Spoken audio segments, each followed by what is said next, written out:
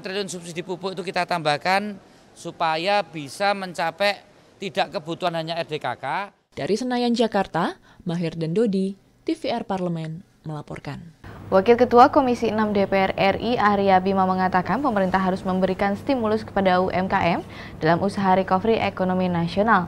Mengingat UMKM bisa menggerakkan konsumsi masyarakat, mempertinggi ekspor, mengurangi impor, meningkatkan investasi, dan memperbanyak lapangan pekerjaan. Ya, ini terkait dengan bagaimana ternyata industri UMKM kita ini bisa berkontribusi terhadap produk domestik bruto atau PDB sebesar 57%. Kita harapkan stimulus ataupun juga insentif-insentif yang sudah diberikan oleh pemerintah dalam hal sejumlah kebijakan yang nantinya bisa benar-benar membangkitkan kembali sektor-sektor ekonomi yang sempat terhenti akibat pandemi COVID-19. Kita beralih ke pekerja yang di PHK perlu diberi bantuan langsung tunai.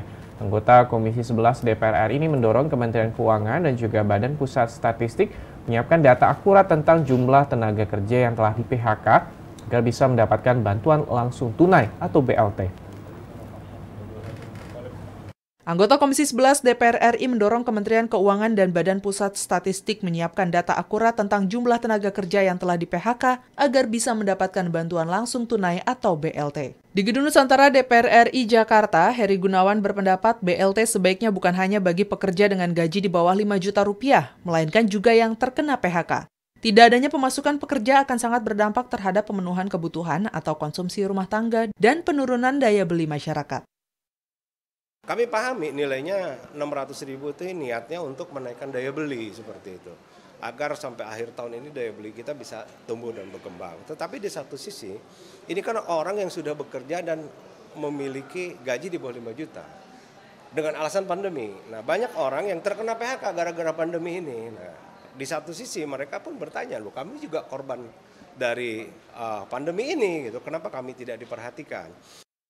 Heri Gunawan mengingatkan, program BLT harus tepat sasaran dan memenuhi asas keadilan. BPS dan Kementerian Keuangan harus mengevaluasi dan memperbaiki data penerima BLT pekerja agar manfaat program tersebut meluas.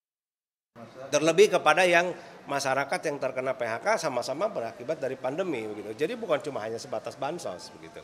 Tapi kan mereka tidak memiliki data. Nah, ini yang kami tanyakan kepada Badan Pusat Statistik selaku penyedia data, bagaimana nih sinkron datanya begitu loh. Dan itu tenaga honorer, guru honorer juga mereka bekerja. Memang gaji mereka juga di bawah 5 juta, tapi kan mereka tidak mendapatkan hal ini. Nah, ini juga sebuah perhatian untuk pemerintah.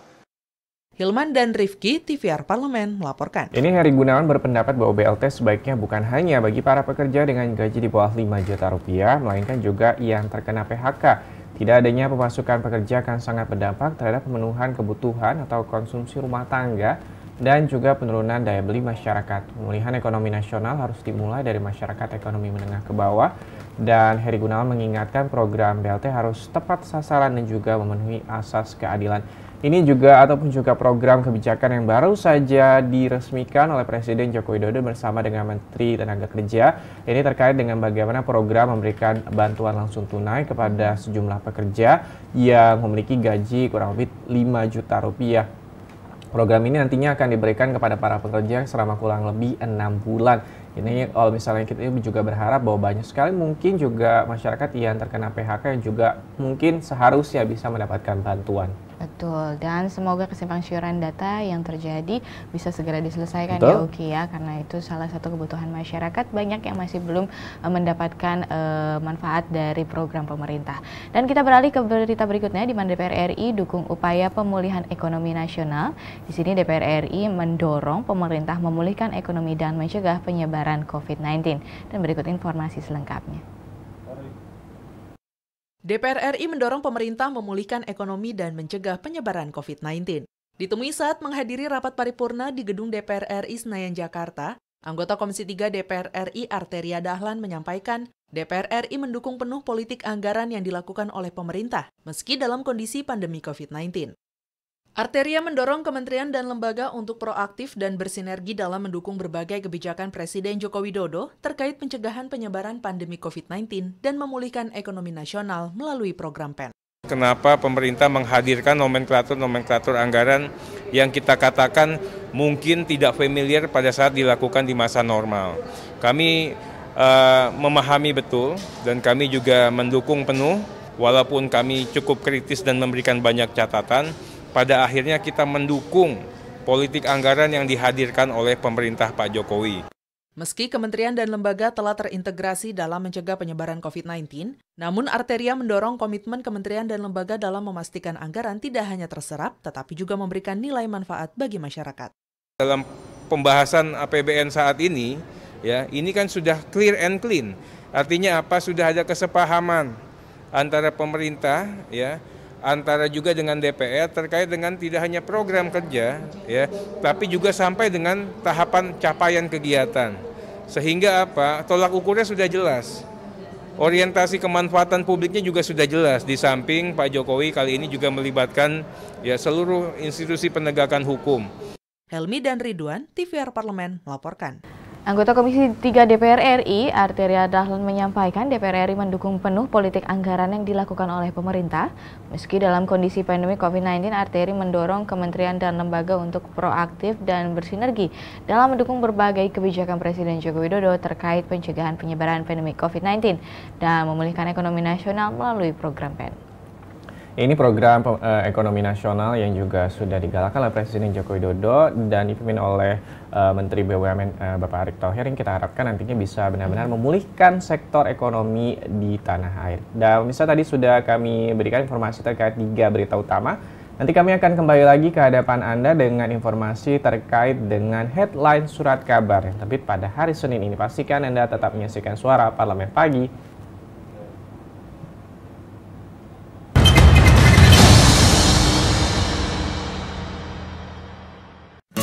Indonesia siap memasuki tatanan hidup baru di tengah pandemi corona. Apa kita sudah paham persiapan dan protokol kesehatan yang harus dilakukan di lingkungan kerja? Pastikan kondisi tubuh sehat saat berangkat ke kantor. Gunakan masker. Membawa perlengkapan makan sendiri. Sediakan hand sanitizer dan selalu mencuci tangan. Saat akan melakukan ibadah, ingatlah untuk saling menjaga jarak aman dan membawa perlengkapan ibadah sendiri. Karena tempat ibadah sudah tidak menyediakan alat ibadah untuk mengurangi penyebaran virus corona. Semoga kita semua mampu memutus mata rantai penyebaran COVID-19 dan roda perekonomian pun tetap berputar.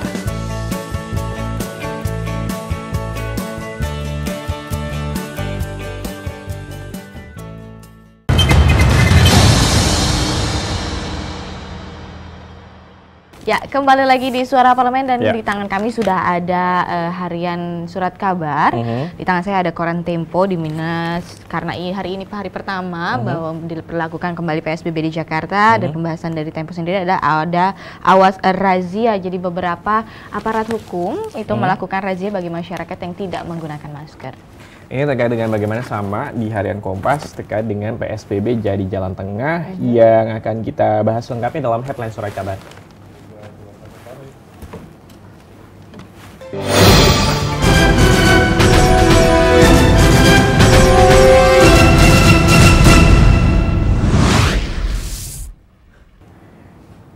Di harian Kompas pada hari Senin ini, PSBB jadi jalan tengah. Pembatasan sosial berskala besar yang mulai hari ini kembali dilakukan di DKI Jakarta jadi jalan tengah dari menekan penularan COVID-19 dan juga menjaga geliat ekonomi.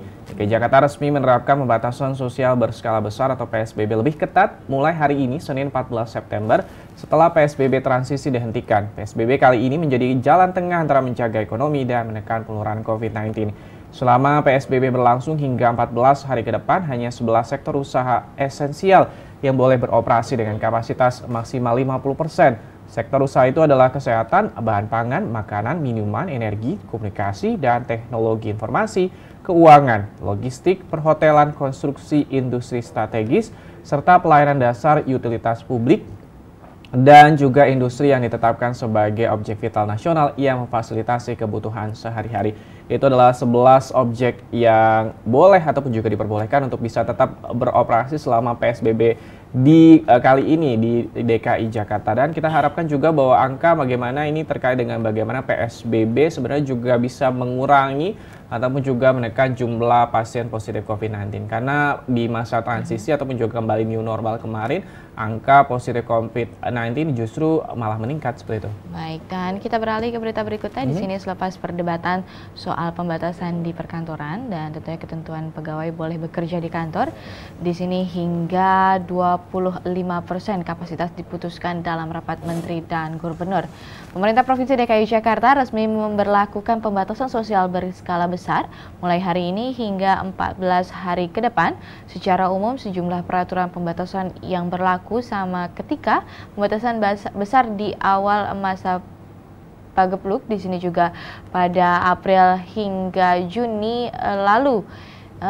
Satu yang berbeda adalah pembatasan kegiatan di perkantoran. Alih-alih memperketat, pemerintah DKI membolehkan semua perusahaan mewajibkan karyawan-karyawatinya berkantor dengan batasan maksimal 20% dari kapasitas total dalam satu periode waktu kerja. Ya, 25% yang mungkin di kapasitas yang harus diperbolehkan di setiap perkantoran untuk bisa karyawannya tetap berkantor di sejumlah sektor-sektor yang juga tadi sudah kami sebutkan. Pastikan sekali lagi bahwa seluruh protokol kesehatan untuk tetap bisa Anda lakukan, dan nantinya akan ada sanksi-sanksi tertentu apabila ataupun juga mungkin masyarakat merasa bahwa kantornya kok masih tetap menjalankan work from office dengan jumlah kapasitas kantor yang juga melebihi dari ketentuan, bisa melaporkan dengan cara nantinya bisa melaporkan nantinya juga dari Dinas DKI Jakarta nanti akan menemui kantornya dan nantinya akan dilakukan ataupun juga pemberian sanksi. Dan bisa kami masih memiliki informasi menarik lainnya, pastikan Anda tetap menyaksikan Suara Parlemen Pagi.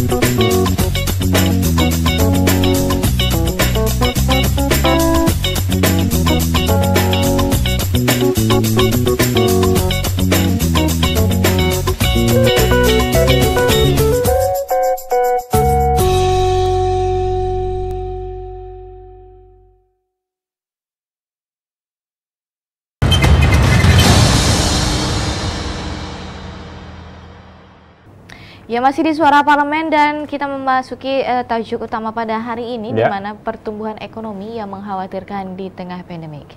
Ya, kalau misalnya membahas terkait dengan bagaimana pertumbuhan ekonomi bukan hanya Indonesia tapi hampir di seluruh kawasan dunia ini mengalami pertumbuhan ekonomi yang beberapa di negara sudah menyatakan resesi ekonomi dan juga sejumlah negara juga masih harus terus berjuang. Salah satunya Indonesia yang juga mungkin di kuartal sebelumnya ini memasuki minus, dan diharapkan bahwa nantinya di kuartal ketiga ini angka pertumbuhan ekonomi akan berarah positif. Tapi kita juga melihat bagaimana ini juga mungkin sejumlah kalangan ada pro dan kontra terkait dengan bagaimana penerapan dari PSBB yang kembali diberlakukan di wilayah DKI Jakarta yang nantinya malah memperburuk kondisi ekonomi. Ini memang pilihan yang sulit antara ekonomi dan juga kesehatan, tapi sebelumnya kita akan menyaksikan terlebih dahulu pertumbuhan ekonomi yang mengkhawatirkan di tengah pandemi seperti tajuk yang berikut ini.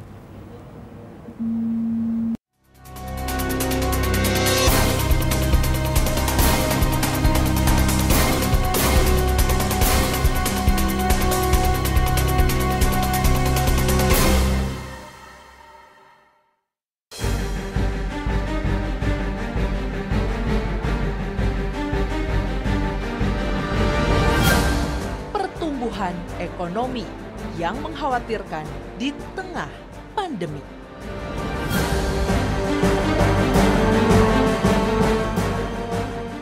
Sejumlah daerah yang menjadi penopang pertumbuhan ekonomi nasional saat ini terpuruk akibat terdampak pandemi COVID-19. Untuk itu DPR mendorong pemerintah melakukan berbagai solusi untuk mengatasi permasalahan kesehatan dan pemulihan kembali perekonomian daerah. Oleh karena itu, Pemda harus melakukan pemetaan terhadap sektor yang paling terdampak di setiap daerah masing-masing, sehingga pemulihan sektor kesehatan dan perekonomian dapat ditargetkan sesuai dengan kondisi dan situasi di setiap daerah. Pemerintah harus mengoptimalkan bantuan dana tunai kepada masyarakat terdampak pandemi COVID-19, seperti kepada pekerja maupun usaha mikro kecil dan menengah, maupun pengoptimalan anggaran daerah sehingga perlahan-lahan dorongan daya beli masyarakat dapat tetap dijalankan hingga ditingkatkan, agar roda industri dan perekonomian daerah dapat kembali bergerak. Dan akhirnya, DPR mendorong pemerintah agar terus meningkatkan produktivitas sehingga kontraksi ekonomi pada triwulan 3 tahun 2020 dapat diminimalisasi.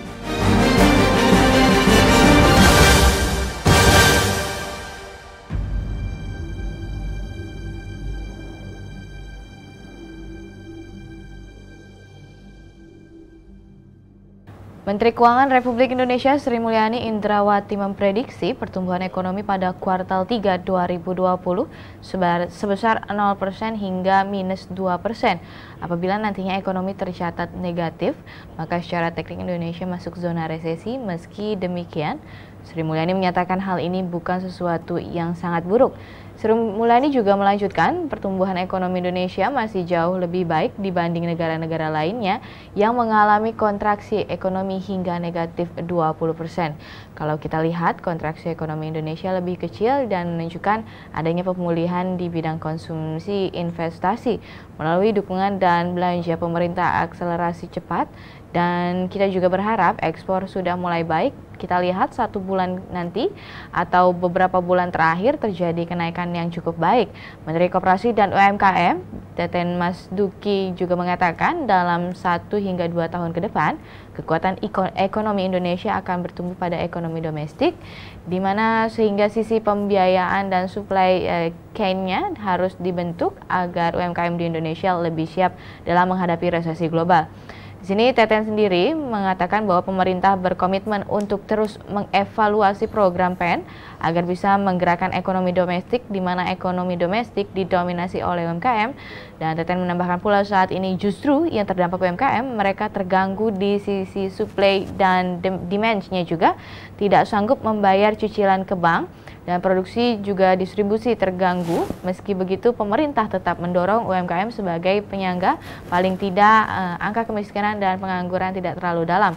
Maka dari itu, pemerintah mencari solusi untuk UMKM, salah satunya dari sisi pembiayaan untuk UMKM yang bankable dan juga unbankable yang sudah termasuk bankable diberikan restrukturisasi pinjaman selama 6 bulan dan subsidi bunga untuk 6 bulan, dan kita evaluasi lagi jika memang keadaan ekonomi masih terpuruk akan kita perpanjang. Sementara untuk yang unbankable kita baru saja menyalurkan untuk 12 juta usaha mikro, masing-masing 2,4 juta dari total 22 triliun baru tercapai 40%. Ada 22 triliun anggaran yang juga sudah disiapkan untuk bagaimana bisa menyalurkan ini terkait dengan anggaran-anggaran subsidi yang diberikan kepada usaha mikro, kecil dan juga menengah yang baru sejauh ini baru direalisasikan sebanyak 40%. Kita harapkan nanti lagi apapun ini yang berharap bahwa nantinya bankable maupun juga unbankable nantinya bisa benar-benar bertahan di tengah kondisi pandemi COVID-19 yang kita juga tidak tahu sampai kapan, sampai akhirnya vaksin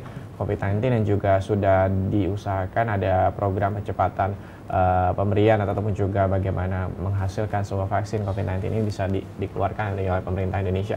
Dan misalnya nanti masih kita akan bahas terkait dengan bagaimana pertumbuhan ekonomi dan juga kondisi ekonomi di tengah pandemi ini. Pastikan Anda tetap menyaksikan Suara Parlemen Pagi.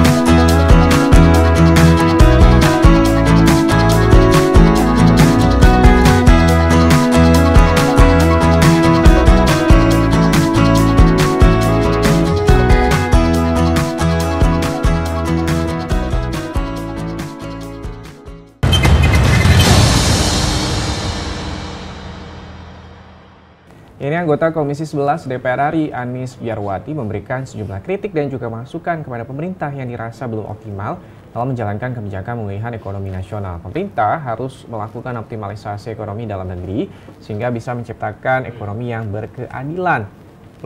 Politisi fraksi PKS ini juga menyoroti penyerapan anggaran dalam program stimulus untuk ekonomi rakyat yang masih seret. Ini terlihat dari realisasi anggaran pelindungan sosial yang baru sebesar 38% dari alokasi sebesar 203,9 triliun rupiah. Kemudian realisasi anggaran usaha mikro, kecil, dan menengah atau UMKM ini baru terlaksana 25% dari alokasi sebesar 123,46 triliun rupiah. Dan realisasi anggaran kesehatan baru terrealisasi 7,22% dari alokasi sebesar 87,55 triliun rupiah. Anies berpendapat kondisi ini tentu berdampak buruk bagi perputaran ekonomi nasional, mengingat salah satu kunci utama untuk menggerek kinerja perekonomian pada kuartal ketiga adalah konsumsi domestik. Saat ini daya beli masyarakat menurun dan pemerintah harus mampu untuk mendorong konsumsi rumah tangga sehingga masyarakat melakukan spending. Dan hal ini akan memberi efek positif bagi terserapnya produk dalam negeri. Hal yang sama juga terjadi di sektor usaha, korporasi, dan juga investasi. Penyerapan anggaran untuk insentif dunia usaha baru mencapai 13% dari alokasi sebesar 120,61 triliun rupiah. Sedangkan program pembiayaan korporasi belum terrealisasi dari anggaran 53,57 triliun rupiah. Padahal menurut Anies, pemerintah perlu mendorong efektivitas, mendorong industri manufaktur, mengingat sektor manufaktur mampu menyerap banyak tenaga kerja dan juga meningkatkan pendapatan masyarakat. Dan ia juga menilai bahwa belanja pemerintah belum maksimal. Hal ini nampak dari realisasi anggaran sektor kementerian dan juga lembaga, dan juga pemerintah daerah yang baru mencapai 6,5% dari alokasi 106,11 triliun rupiah. Padahal di saat tingkat konsumsi sedang turun dan investasi rendah, seharusnya belanja pemerintah bisa dioptimalkan sebaik mungkin untuk membantu pemulihan ekonomi nasional. Anies juga mengingatkan pemerintah harus fokus pada pencapaian target-target ekonomi dan pembangunan yang telah ditetapkan dalam RPJMN 2020-2024 sebagai upaya menghindari kegagalan yang sama pada RPJMN 2015-2019. Terlebih di tengah krisis pandemi COVID-19, rakyat membutuhkan kerja keras pemerintah. Ini sangat mengkhawatirkan dan juga disayangkan terkait dengan bagaimana penyerapan anggaran di sejumlah sektor yang juga sudah ditetapkan.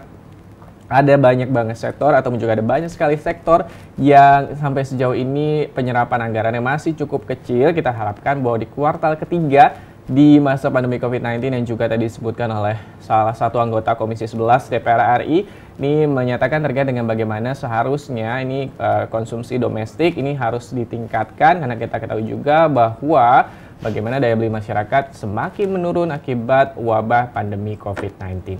Ya, baik. Pemirsa, kita sudah bahas apa saja yang menjadi headline surat kabar pada pagi hari ini beserta tajuk utama, maka berakhir pula perjumpaan kita. Saya Anggun Aktarini dan rekan saya. Dan saya Subki Abdul beserta seluruh kerabat kerja petugas pada hari ini mengucapkan terima kasih atas perhatian Anda. Sampai Wassalam. jumpa.